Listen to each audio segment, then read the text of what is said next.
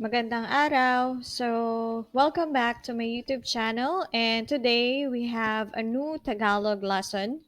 So, we're going to talk about possessive pronouns, or it shows ownership.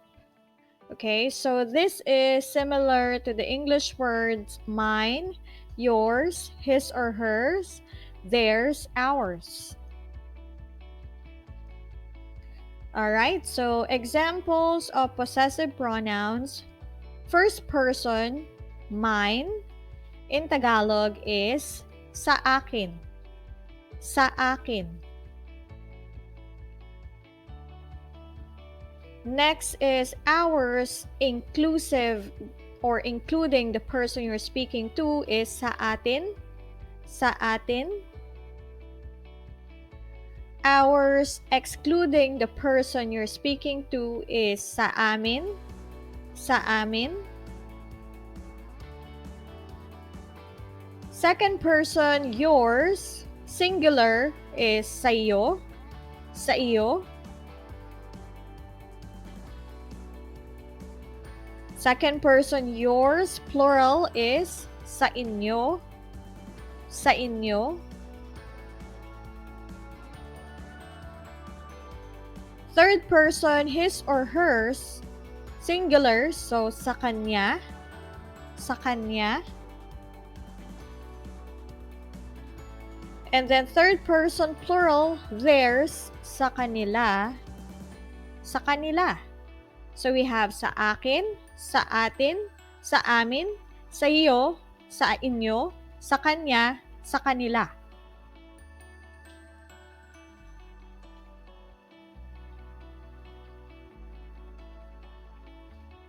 Okay, so first is mine. So in Tagalog, we can say it sa akin or shorten it to sakin, or you can also say akin. Okay, sa akin, sakin, akin. So it all means mine. So let's have an example noun. So car sa Tagalog is kotse. Kotse. Halimbawa or example sentence, the car is mine. So first, we can say it, ang kotse ay sa akin. Ang kotse ay sa akin, or ang kotse ay sakin, or ang kotse ay akin. And then more casual is just switch the sentence and start with sa akin ang kotse. Sa akin ang kotse. So either way is fine. The formal or the informal. Okay, so susunod is sa atin. So sa atin, we can also say satin because we normally shorten words, or atin. Okay, so it all means the same. It's ours, including the person you're speaking to. Okay, so example is house or bahay. The house is ours. So in Tagalog, we can say, ang bahay ay sa atin. Ang bahay ay sa atin, ang bahay ay sa atin, ang bahay ay atin. Or we can also say sa atin, satin, or atin ang bahay. So either is fine, formal or informal. Susunod, sa amin. So this is excluding the person you're speaking to. We can shorten it to samin or amin. So it all means the same. It's ours, excluding the person you're speaking to. So again, example is bahay.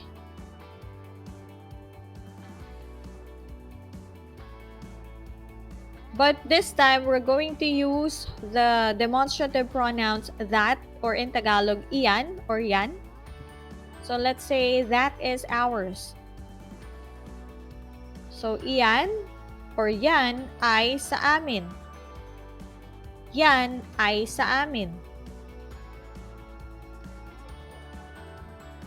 And more casual is we can say sa amin, samin, or amin, yan. Or yan.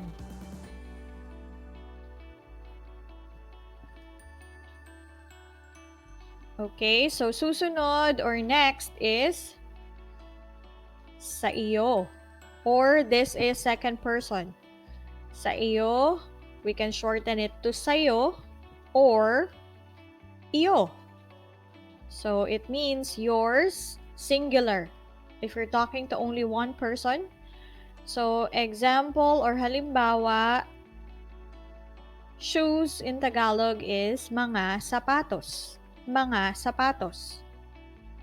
So let's say the shoes are yours. The shoes are yours. So we can say ang mga sapatos ay sa iyo or sayo or iyo. And then more casual is we can say sa iyo, sayo, or iyo ang mga sapatos. So either way is fine. Formal or informal. Alright, so susunod. So this is yours, but plural form. Okay, so we can say sa inyo, or we can also say inyo. So it's yours, plural. So halimbawa, let's say food. Okay, so sa Tagalog, food is mga pagkain. Mga pagkain. Okay, so the food are yours. The food are yours. So we can say ang mga pagkain ay sa inyo. Ang mga pagkain ay inyo. You can also say that. Or more casual is you can say sa inyo ang mga pagkain. Or inyo ang mga pagkain. Susunod, sa kanya. So this is third person. Sa kanya. So we can also say kanya. So in English, it is his or hers. Okay, so example or halimbawa is bag. So bag in English, bag sa Tagalog. So let's say the bag is hers. The bag is hers. So we can say ang bag ay sa kanya. Or we can also say ang bag ay kanya. And then more casual is we can say sa kanya ang bag or kanya ang bag.